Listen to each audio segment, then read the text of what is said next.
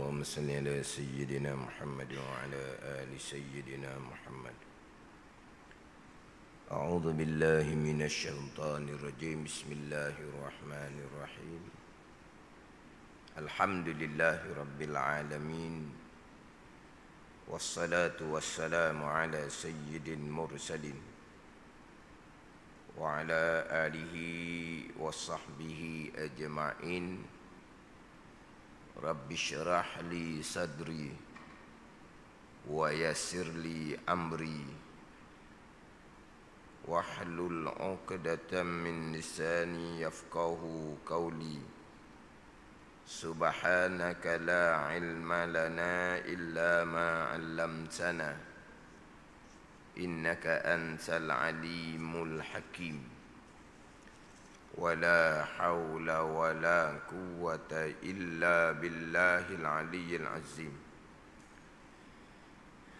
InsyaAllah kalau maghrib pada malam ini menyambung pengajian kitab Minhajul Abidin karangan Imam Ghazali rahimahullah yang diterjemahkan oleh Syekh Daud Al-Fatani rahimahullah, muka surat 13, baris yang ke-15 daripada bawah.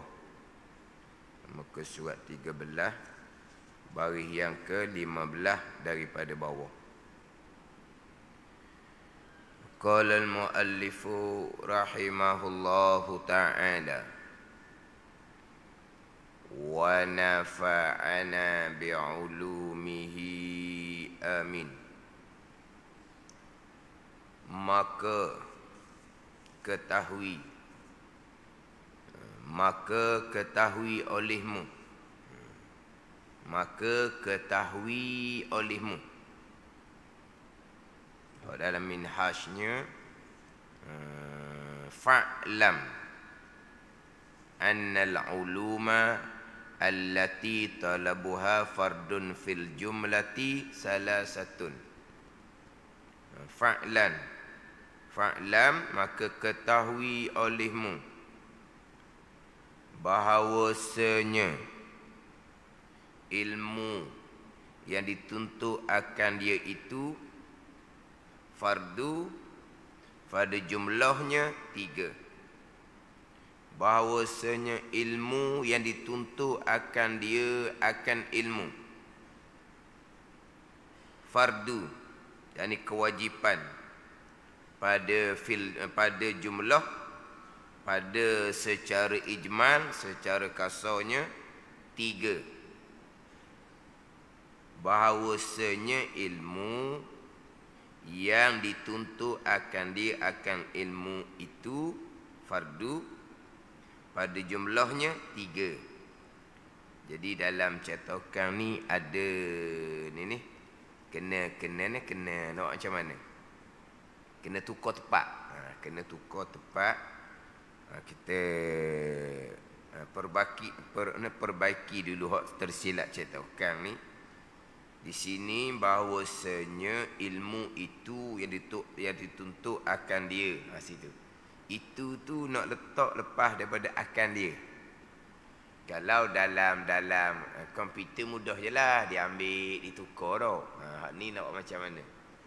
Di sini dalam cetakan ni bahawasanya ilmu itu yang dituntut akan dia. Tenaknya bahawasanya ilmu yang dituntut akan dia itu fardu pada jumlah 3. Nak gitu. Rumi macam mana? Rumi maka ketahui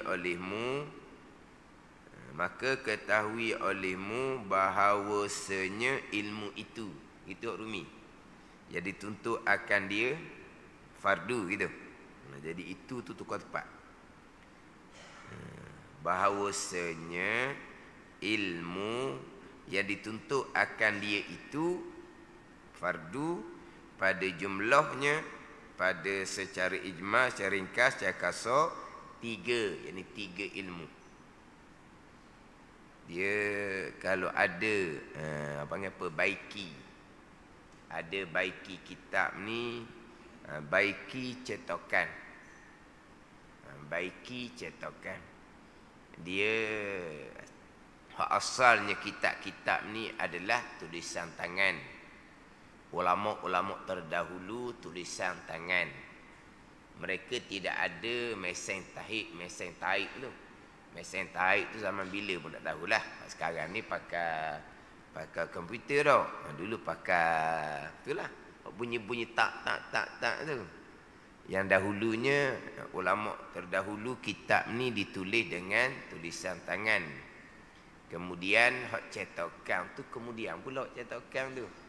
Jadi yang tersilap adalah yang tersalah ke tersilap ke terkurang ke terlebih ke perkataan itu hak berkaitan dengan cetakan. Pada ni. Ini kena faham juga. Tambahan pula kitab Jawi. Kitab Jawi memanglah berkaitan dengan cetakan tu ada kekurangan sedikitlah kitab Jawi ni. Jadi banyak hak tersilap tersalah. Berbeza dengan kitab Arab. Dia jarang jumpa hak tersilap cetakan. Berbeza dengan kitab Jawi. Walaupun sama ada kitab Jawi tu cetakan Fotoni ke Penang ke Singapura ke dulu dah ni. Dia kalau kita ambil cetakan yang lain, kitab yang sama tapi cetakan yang lain, kita boleh regu. Kita boleh bandingkan. Kita boleh bandingkan. Jadi kalau masa kita belajar, tuan guru kita perbaiki ayat kitab, kita pun jumpa cetakan yang lain, tengok-tengok tak perlu baiki pun, molek je. Ada ni. Hak tugu baiki tu cetakan hak tugu pakai yang kita pakai. Kemudian tu pula jumpalah cetakan lain pula. Cetakan lain ni kadang-kadang muka surat sama. Terkadang muka surat yang berbeza. Ni. Ada ni. Sebab saya pernah mengajar kitab Faridatul Fara'id. Saya mengajar kitab Faridatul Fara'id hak Jawi, kemudian semua nadah pakai kitab Faridatul Fara'id hak Jawi juga. Jadi macam biasa saya mengajar, saya beritahu muka surat berapa, baris yang ke berapa. Yang mana kebanyakan hak saya belajar dengan tok guru, muka surat berapa, baris berapa, tok guru tak beritahu pun. Makna masing-masing tanda dah lah. Makna jarang-jarang tok guru je yang beritahu muka surat dan baris. Cuma saya beritahu muka surat dan baris ni, tengok pada masyarakat kita, kalau tak beritahu muka surat dan baris, kita mengajar lama dah, dia masih lagi tak jumpa tempat. Masih lagi duduk ganggu kawan sebelah, kat mana. Dia tak tanda orang sekarang ni. Ya, sebab dia mengaji pondok lain, mengaji kampung lain. Mengaji pondok ni satu-satu kitab. Ini kelas harian. Kelas harian. Kemarin, hari ni, esok, lusa kitab yang sama. Jadi tak payah beritahu muka surat. Memang sambung sari je. Adapun kita kelas kampung ni seminggu sekali. Jadi kena beritahu baris muka surat. Tambahan kita belajar pula catatan penuh.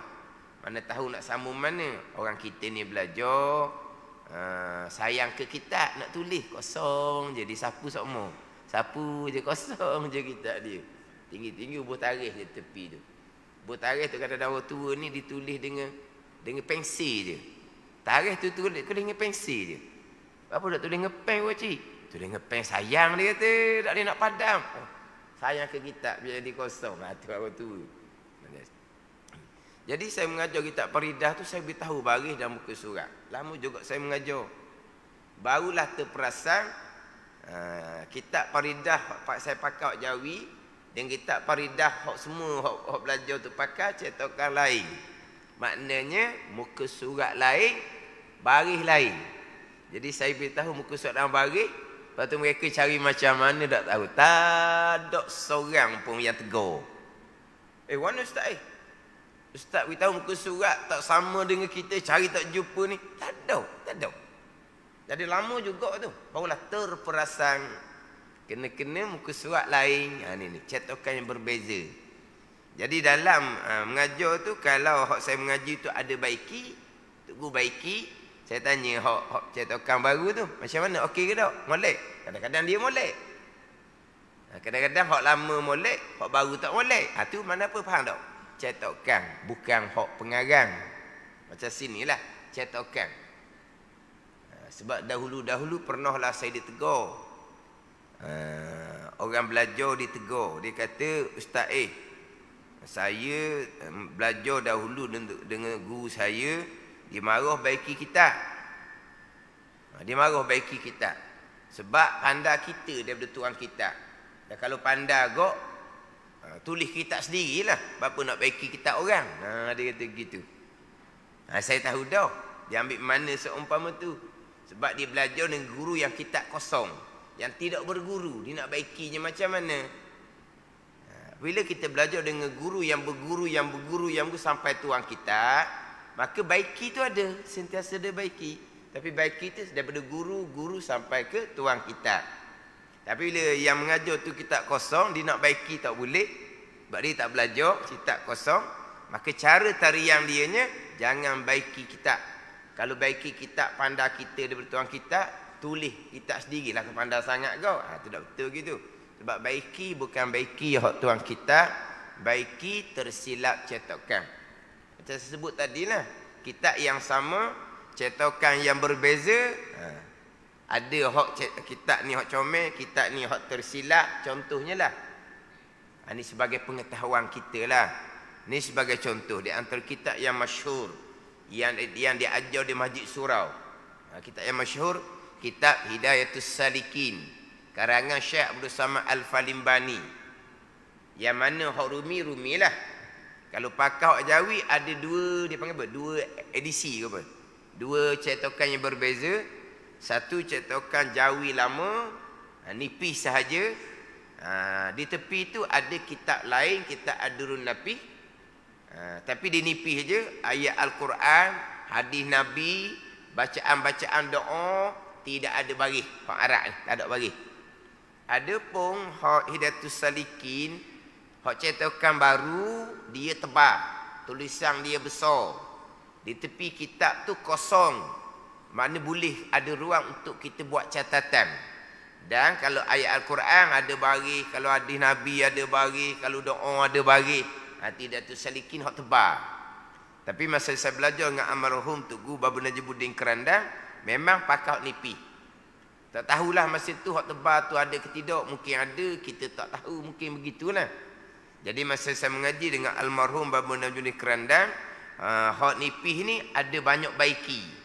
Ada tempat hak baiki. Kemudian jumpalah pula hak cetakan baru ni.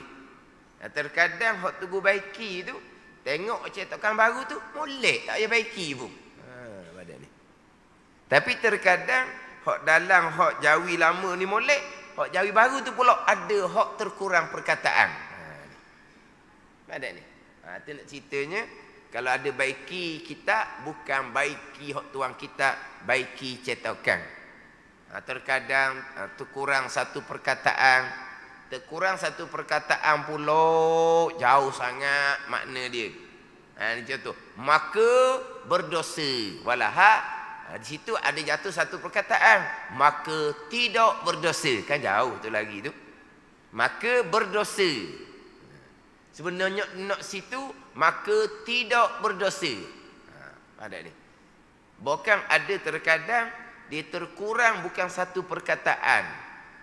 Terkadang terkurang satu baris. Satu baris. Contoh dalam kitab Wisyahul Afrah, ada terkurang satu baris. Tapi kalau kitab Wisyahul Afrah yang ada di tepi kitab Kasbul Lisan, waktu comel, tak ada jatuh satu baris. Kasbul Lisan ni Wisyahul Afrah juga. Kitab Matla'in, ada satu muka surat tu satu baris tak ada. Satu baris tak ada. Ada ni. Tu orang apa tu? Cetakan. Kan kita biasa kan buku-buku baru, terkadang dia halaman depan tu ditulis di situ pembetulan. Apa dia tulis? Pembetulan muka surat berapa, hak salahnya, hak betulnya, bukan gitu. Pembetulan tu mari daripada mana? Mari daripada tuang buku tu sendiri. Kenapa dia buat pembetulan? Sebab pencetak tu ni tersalah cetakan. Tapi nak ubah tak boleh dah sebab dia sudah menjadi satu-satu edisi tu kan. Jadi mana tak boleh nak ubah, maka dia pun bubuh di helaian hadapan tu pembetulan. Pembetulan daripada tuan buku kerana cetakan tersilap. Ada dia. Dia kena faham hak berkaitan dengan kalau ada baiki ayat kitab. Tapi ni hanya baiki, tak ada baiki pun kita masih lagi faham makna di sini. Cuma dia itu tu sepatut letak di belakang, cuma letak di depan. Tapi kalau tak baiki pun tak lari lagi makna. Ni maknanya untuk pengetahuan kita lah. Maka ketahui olehmu bahawa ilmu yang dituntut akan dia itu, yang dituntut ni fardu, hak kewajipan ni. Pada jumlahnya, pada secara ijmal, tiga ilmu. Yang wajib kita tuntut, yang wajib kita pelajari. Hak talabul ilmi faridatun ala kulli muslimin wa muslimah. Hadis yang terdahulu. Talabul ilmi, tuntut ilmu. Ni. Tuntut ilmu, cari ilmu, belajar ilmu. Itu menjadi kefarduan kepada kita. Sebab itulah ikhtiar dan usaha kita. Jadi ilmu yang wajib atas kita tuntutnya 3 ilmu. 3 ilmu. Mana 3 ilmu? Pertama daripada 3 ilmu, ilmu tauhid. Dan kedua daripada 3 ilmu yang wajib dituntut akan dia tu ilmu sir. Dikendaki dengan ilmu sir itu barang yang bergantung ia dengan hati dan perjalanannya perjalanan hati. Di sini pun dia kena macam tadi jugalah. Dia kena tukar tempat. Dikendaki dengan dia itu barang yang bergantung dengan dia hati. Gitu jadi ayat-ayat kita dah. Umi gitu lah. Umi.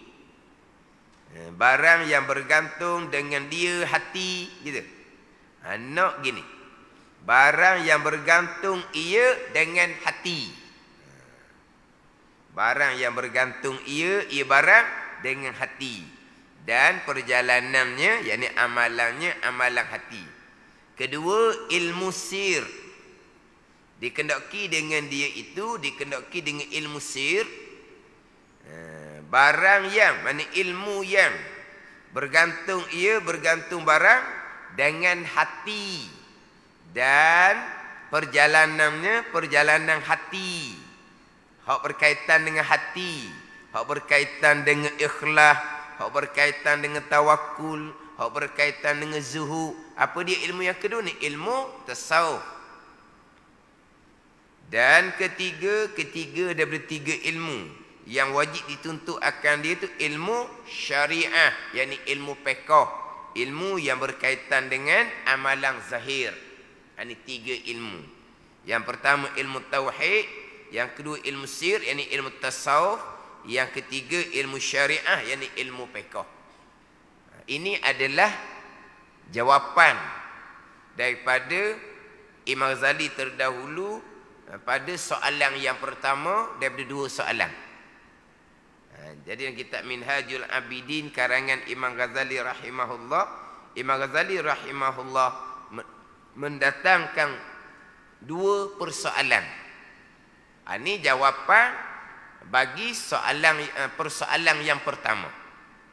Persoalan yang pertama dahulunya, apakah ilmu yang tuntut akan dia fardu yang lazim, fardu yang mesti kita kena pelajari? Apa ilmu yang wajib kita pelajari?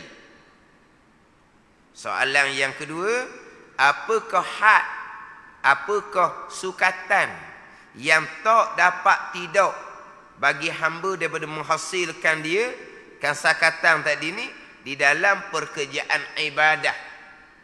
Soalan yang pertama, apakah ilmu yang menjadi kefarduan yang lazim, yang mesti pada menuntut akan dia? Kemudian apabila didatangkan jawapan ilmu yang wajib dituntut akan dia, tauhid, fiqh, tasawuf, Apakah hak dia? Apakah hak dia? Kadar dia, sukatan dia daripada ilmu tauhid, ilmu fiqh dan ilmu tasawuf. Kadar sakatan dia. Ini dipanggil hak. Ini dua persoalan yang dikemukakan. Jadi sekarang ni jawapan bagi soalan yang pertama, jawapan bagi persoalan yang pertama hak tu sangat-sangat kita maklum. Tauhid, di sini tauhid, tasawuf dan fiqh. Kita sangat maklum ini hak tiga ilmu yang wajib fardu ain atas kita pelajari, hak lazim, hak mesti. Kemudian ilmu tauhid, ilmu tasawuf, ilmu fiqh ni di luar. Terutama sekali ilmu fiqh.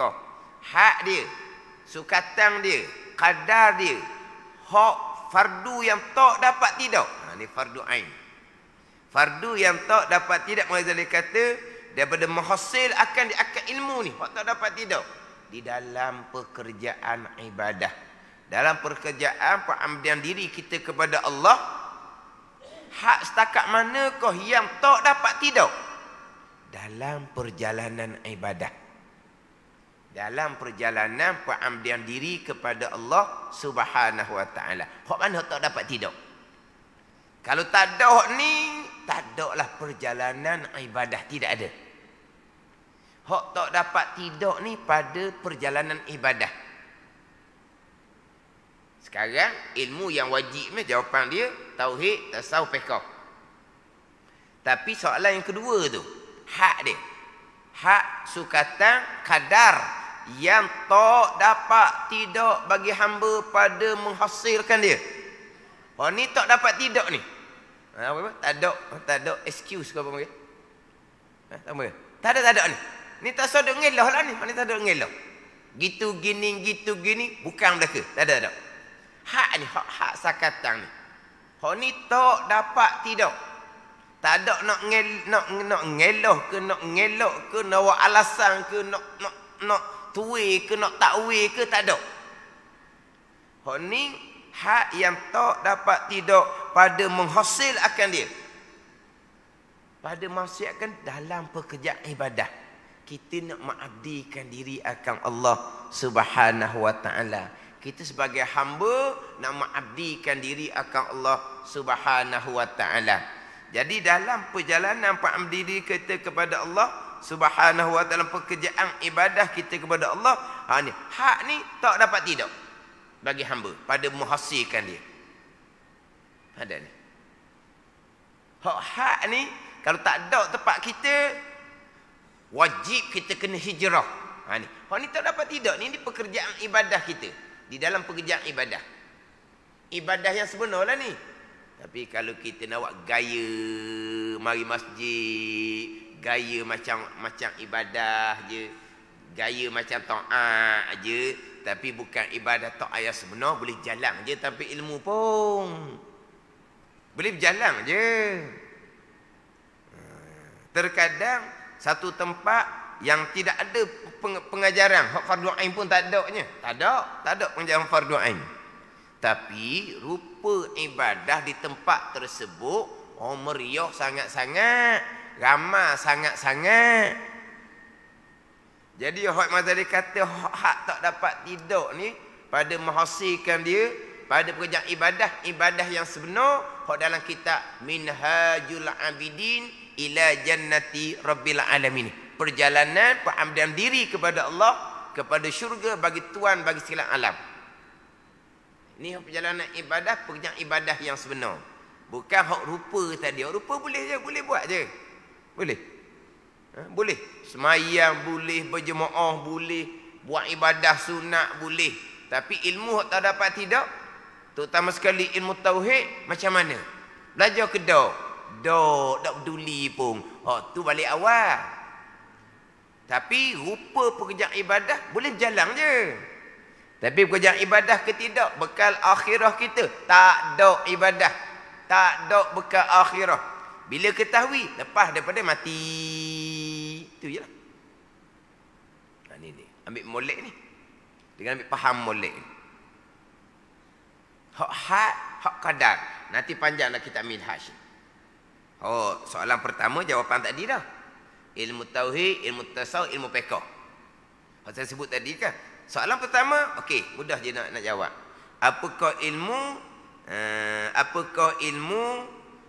yang tuntut akan dia tu fardu, wajib, yang lazim, yang mesti? Apakah ilmu yang wajib kita belajar? Tauhid, tasawuf, fiqh. Susah. Soalan kedua tu panjang nanti. Apakah hak, kadar dia, sukatan dia yang tak dapat tiada? Ni tak dapat tiada bahagian hamba ni. Macam sebut tadilah, tak sudut musing lah, tak sudut kehir lah, tak sudut heloh lah. Hak ni tak dapat tidak. Kalau kita hak ni kita belum bereskan, sukatan ni kita belum bereskan, tiba-tiba kita pergi masa yang terhak, kita pergi belajar ilmu fardu yang bukan hak tak dapat tidak. Hak tak dapat tidak ni fardu ain lah, hak tak dapat tidak ni. Fardu kifayah wajib. Tetapi orang belajar dah, kita tak belajar, lepas dah dosa kitanya. Fardu tapi tidak kata tak dapat tidak. Ilmu fardu kifayah wajib, fardu, tapi bukan tak dapat tidak. Ada ni. Macam gini kita maklum sangatlah. Semain waktu wajib, tak dapat tidak. Semain jenazah wajib. Tapi orang semayang dah, kita tak semayang tak berdosa pun. Gitu je lah. Tapi semain jenazah wajib juga, bukan semain sunat. Tapi semain waktu ni wajib, tak dapat tidak. Ni tak sawak alasan lah. Sibuk ke apa, tak dapat tidak. Semain jenazah wajib, tapi tidaklah tak dapat tidak. Tapi kalau seorang pun tak semayang, tak dapat tidak juga atas kitanya. Seorang pun tak mau semayang jenazah dia tu, tak dapat tidak atas kita sebab tak lepas lagi ni. Sebab ada seorang pun semayang. Seorang semayang, lepas dah. Tak jadi tak dapat tidak dah, seorang.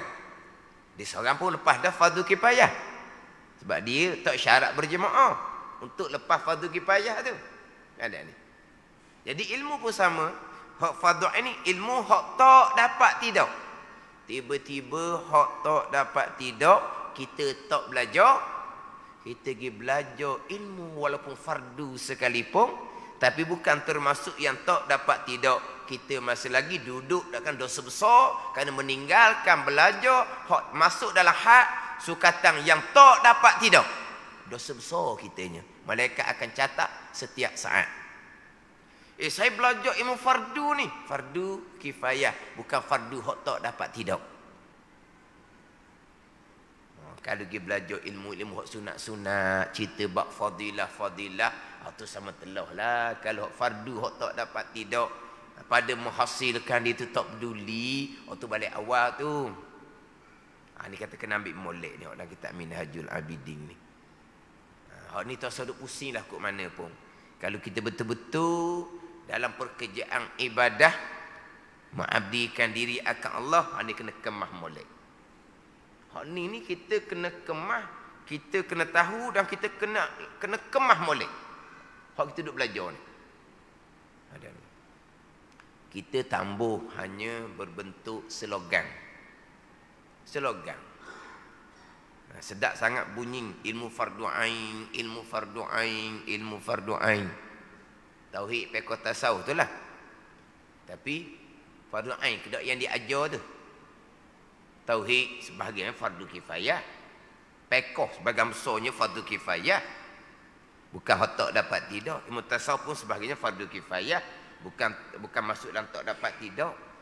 Hak fardu ain ni. Macam mana kita nak cakap baik ilmu fardu ain, untuk memastikan hak dia tu. Hak dalam kitab Minhaj ni. Kita kena bereskan. Hak saya sebut berulang kali. Hak ni mak ayah wajib kena ajar sebelum balik anak-anak ni. Hak ni. Sebab tu kalau kita balik, kita menyedari kemudian hak ilmu yang tak dapat tidak ni kita masih lagi jahil, kita belum lagi menghasilkan, kesalahan kita memang kesalahan kita. Sebab kita sudah balik lama dah. Bila kita balik, tuntutan menghasilkan ilmu yang tak dapat tidak, hak sakatan dia akan dinyatakan nanti sudah naik atas batang tekok kita.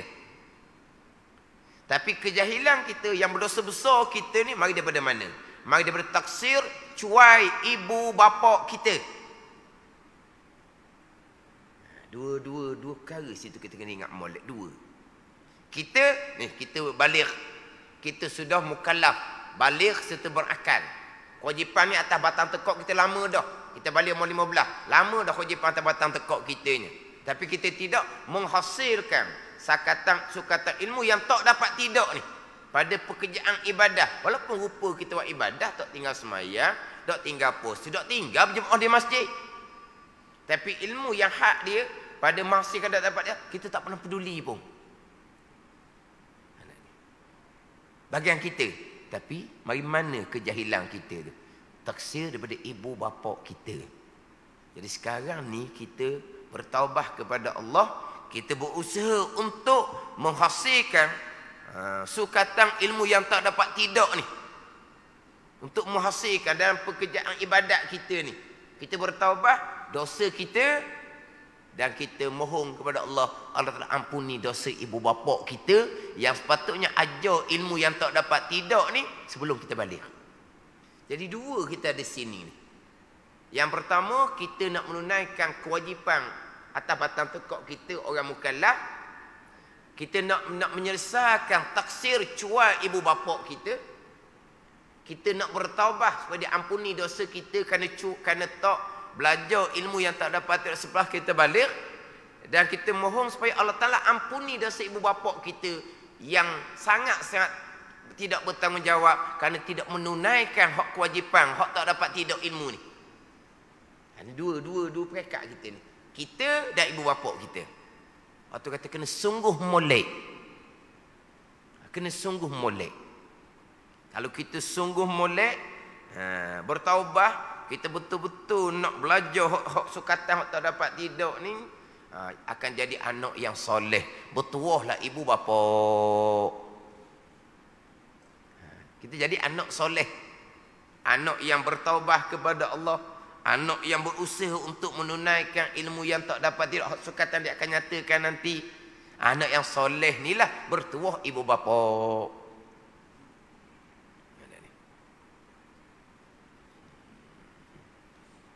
Jadi kita kena ingat hak ibu bapa kita tu. Sebab ilmu hak tak dapat tidak ni wajib diajar oleh ibu bapa kita sebelum kita masuk mabaligh. Tapi sukatan di mana? Tu. Cerita boleh. Sukatan di mana? Kalau tauhid gak kitab mana hak sesuai kita untuk permulaan. Hak tak dapat tidak ni. Ilmu fiqh hak mana kah? Hak sesuai untuk menyelesaikan hak yang tak dapat tidak ni. Ilmu tasawuf pula, ilmu kitab manakah yang sesuai untuk permulaan, muqaddimah permulaan. Sebab dia mana-mana ilmu ni ada kitab yang permulaan, yang pertengahan, kitab hak tinggi-tinggi, hak besar-besar. Jadi hak mana hak paling sesuai. Kita nak belajar kena pandailah susun. Kita nak belajar ni. Sebab kita nak belajar ni kita ada adab kita. Kita ada adab ketika kita nak belajar ni.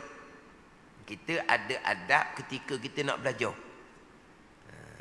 Adab kita nak belajar ni, makna kita jangan tinggal hak tuntutan yang wajib fardu atas kita sebelum kita nak pergi kepada ilmu-ilmu yang lain. Itu adab kita belajar. Adab kita belajar. Itu adab belajar. Adab guru yang mengajar. Adab yang mengajar, ingat baiklah. Kita muta'allim ni ada adab. Tapi adab muta'allim ni, adab pelajar ni, murid ni, dalam kitab Syairus Salikin 7 je. 7 je adab belajar ni. Di antara jangan tinggal fardu ain ni selagi tak selesai. Baru kita belajar ilmu yang lain.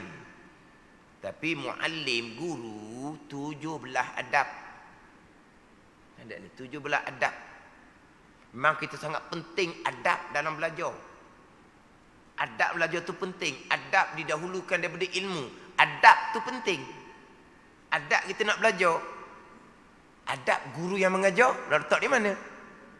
Penting adab ni. Adab kena dahulu ke daripada ilmu. Adab kita nak belajar. Dan adab guru yang mengajar. Adab guru yang mengajar. Dia ada 17 adab. Ada 17 adab. Adab guru yang mengajar. Ini dinyatakan dalam kitab Sairus Salikin. Ada dinyatakan dalam kitab Bidayatul Hidayah. Karangan Imam Ghazali rahimahullah. Ini adab orang mengajar ni. Dalam kitab Sairus Salikin.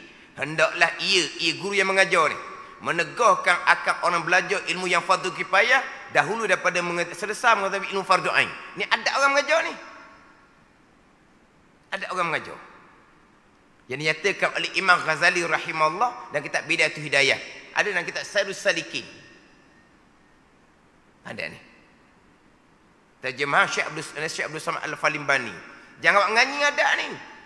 Ada orang yang wak nganying tak wak nganying. Orang yang wak nganying ni faham-faham lah. Oh, kalau begitu gak, hak nak masuk kelas kita kena cek dia muka begitu. Macam mana awak ni fardu ain? Hak tu orang panggil nganying, orang panggil. Tak bagus seumpama tu. Kenapa kita nak letak orang jaga muka begitu?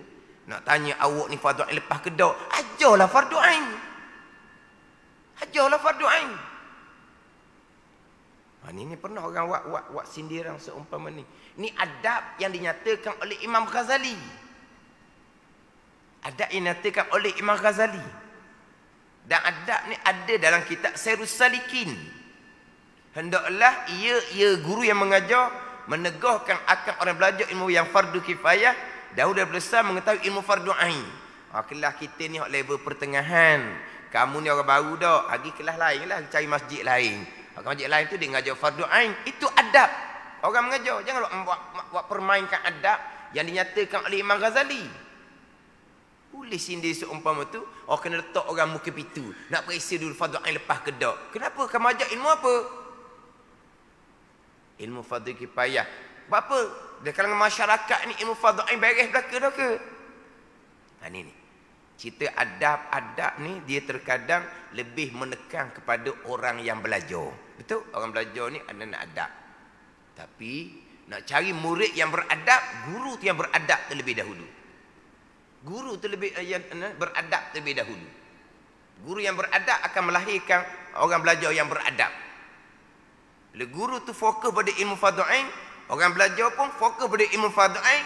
Guru yang beradab melahirkan murid yang beradab dengan mendahulukan ilmu hak fardu ain. Ilmu hak tak dapat tidak ni. Hak sukatan akan dinyatakan nanti hak tak dapat tidak. Pada menghasilkan dia pada pekerjaan ibadah yang sebenar. Tu hak soalan yang kedua. Hak kita bicara malam ni, jawapan ni adalah jawapan daripada soalan yang pertama. Apakah ilmu yang tuntut akan diakan ilmu fardu, kewajipan yang lazim yang mesti? Jawapannya tauhid, tasawuf dan fiqh. Jawapannya tauhid, tasawuf dan fiqh. Kemudian apabila bicara berkaitan dengan hak sukatan hak tu, selepas bicara hak sukatan ilmu tauhid, lepas habis bicara sukatan hak ilmu yang pertama, ilmu tauhid, disusuli pula sakatan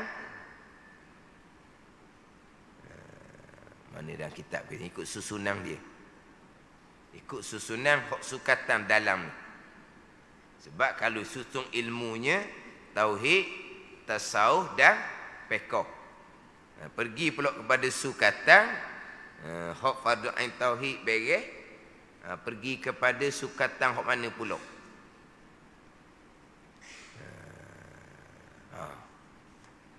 Dia habis hak tauhid. Di bawah tu dia pergi kepada hak sukatan hak fardu ain daripada ilmu tasawuf. Bahagian kedua daripada bawah muka 13 juga. Barulah pergi pada muka 14. Bahagian pertama di atas tu hak sukatan hak wajib faham daripada ilmu fiqh. Sebelum ni ketika membicarakan susunan ilmu, hak di muka sebelah Imam Ghazali memulai dengan ilmu tauhid. barulah pergi pada ilmu fiqh, kemudian ilmu tasawuf. Kemudian permulaan kitab Minhajul Abidin, hak terjemahan ni, hak di muka surah 6, di muka surah 6, selepas bicara berkaitan keinsafan, pergi kepada pembicaraan ilmu, Imam Ghazali mulai bicara ilmu hak tauhid. Di muka surah 6, saya tak baca tu. Kemudian pergi pada bicara ilmu fiqh, kemudian pergi kepada bicara ilmu tasawuf. Hak di muka surah 6. Di muka surah sebelah, mengikut susunan ilmu yang wajib dipelajarinya, susunan terlebih dahulu dimulai dengan ilmu mengenal Allah. Kalau pergi pada ilmu bab taharah, bab semayang, kemudian pergi pula ilmu hak berkaitan dengan ibadah yang batin, mana tauhid, fiqh, tasawuf. Tapi siapa di susunan ilmu hak kefarduan yang mesti ni, Imam Ghazali pergi kepada tauhid, tasawuf dan fiqh. Bila Imam Ghazali pergi pada sakatan hak pun, nak Imam Ghazali susun hak yang pertama tauhid, hak yang kedua hak tasawuf, hak yang ketiga hak fardu ainnya, hak fiqh. Hak fiqh. Disusun gitu. Jadi tauhid, tasawuf, fiqh. Ikut susunan hak ilmu yang tiga ni pula ni. Hak terdahulunya tauhid, fiqh, tasawuf. Hak sekarang ni tauhid, tasawuf, fiqh. Kenapa jadi bertukar antara tauhid nombor satu tak gerak? Tauhid nombor satu tak gerak. Hak yang kedua, yang ketiga ni, terdahulunya fiqh, tasawuf. Sekarang ni tasawuf dan fiqh. Kemudian hak saya sebut sebelum ni, ilmu tafsirnya letak di mana? Ilmu hadisnya letak di mana? Itu nanti kita akan bicara. Sebab jawapan Imam Ghazalinya, hak ilmu yang wajib belajarnya tauhid, tasawuf, fiqh. Tafsirnya letak di mana? Hadisnya letak di mana? Kita akan bicara nanti. Kemudian kenapa pula yang permulaan tauhid itu tak bertukar, yang kedua tu terdahulunya fiqh, tasawuf, sekarang ni tasawuf dan fiqh. Di tauhid ni usuluddin. Itu memang nombor satu. Fiqh, tasawuf, tasawuf, fiqh, furu'uddin. Itu seiring. Tauhid, fiqh, tasawuf, tasawuf, fiqh itu furu'uddin, itu seiring. Nak letak fiqh dulu pun boleh, nak letak tasawuf pun dulu pun boleh. Tauhid usuluddin itu nombor satu. Jadi awak pergi kepada fiqh, tasawuf, tasawuf, fiqh tu boleh letaklah nombor 2, nombor 3. Tapi kebiasaannya dia akan diletak fiqh nombor 2, tasawuf nombor 3. Tapi fiqh, tasawuf, tasawuf, fiqh ni dia kena jalan seiring. Adapun tauhid itu usuluddin. Itu hak tapak agama, hak tu permulaan. Tasawuf, fiqh, fiqh, tasawuf adalah pergi kepada furu'uddin, cabang agama. Jadi waktu tu selesai jawapan bagi soalan yang pertama. Ini pula hak nak pergi pula kepada hak dia. Dan ada pun hak barang yang wajib daripada tiap-tiap satu daripadanya. Ini bagi pada hak jawapan kepada soalan yang kedua. Dan ada pun hak bukan hadis. Hak Jawi lama, hak Jawi itu hadis. Dan ada pun hak bukan hadis. Barang yang wajib daripada tiap-tiap satu daripadanya, daripada 3 ilmu tauhid, tasawuf, fiqh, maka yang difardukan bagi hamba pada ilmu tauhid, pada barang yang mengetahui dengan dia akan usul agama. Anak mulai bicara hak sukatan yang tak dapat tidak pada menghasilkan dia bagi hamba pada bidang ibadah, hak fardu ain ilmu tauhid. Jawapan kepada soalan yang kedua. Wallahu a'lam. Bismillahirrahmanirrahim. Alhamdulillahirabbil alamin. Wassalatu wassalamu ala sayyidil mursalin wa ala alihi wa sahbihi ajma'in. Allahumma aftah alaina futuhal arifin. Allahumma allimna ilma akdamin wa fahimna famas sabiqin warzuqna ruqat talibin. Allahumma zidna ilman wa alhiqna bis salihin. Wa sallallahu ala sayyidina Muhammadin wa ala alihi wa sahbihi wa sallam. Walhamdulillahi rabbil alamin.